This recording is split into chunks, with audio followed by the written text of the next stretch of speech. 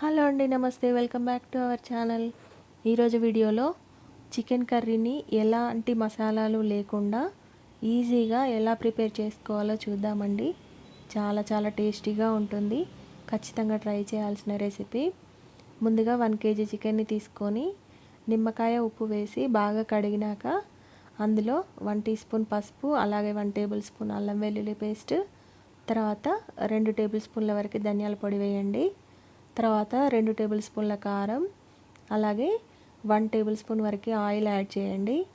ఇందులోనే 1 tea spoon జీలకర్ర పొడి వేసి బాగా కలపండి.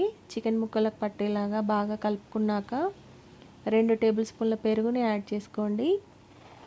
ఇలా పెరుగు వేసుకొని బాగా కలుపుకున్నాక ఒక 30 నిమిషాలు ఫ్రిడ్జ్లో పెట్టుకోండి.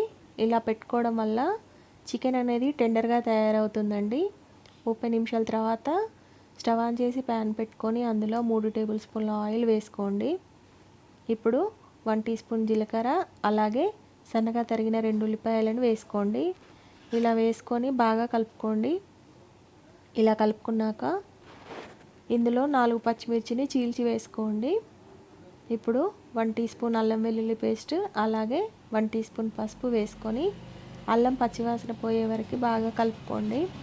ఇలా కలుపుకున్నాక కొద్దిగా పుదీనా, అలాగే కొద్దిగా కొత్తిమీరని యాడ్ చేయండి. ఒకసారి బాగా కలిపి మనం ముందుగా మ్యారినేట్ చేసి పెట్టుకున్న చికెన్ని యాడ్ చేయండి. ఇలా వేసుకున్నాక ఒకసారి బాగా కలుపుకోండి. ఇలా బాగా కలుపుకొని స్టవ్ని మీడియం ఫ్లేమ్లో పెట్టుకొని 5 నిమిషాల పాటు ఉడికించుకోండి. చూసారా, 5 నిమిషాల తర్వాత ఇలా ఆయిల్ అనేది పైకి తేలింది. ఇప్పుడు ఒకసారి బాగా కలిపి ఇందులో గ్రేవీకి తగ్గట్టు వాటర్ యాడ్ చేసుకోండి. నేనైతే 500 ml వరకు వాటర్ యాడ్ చేశానండి. ఒకవేళ మీకు సూప్ ఎక్కువ కావాలంటే మరిన్ని వాటర్ కూడా యాడ్ చేసుకోవచ్చు. ఇలా వేసుకున్నాక ఒకసారి బాగా కలుపుకొని రుచికి తగ్గట్టు ఉప్పుని యాడ్ చేసుకోండి. ఇలా యాడ్ చేసుకున్నాక ఒకసారి బాగా కలుపుకోండి. ఇలా కలుపుకొని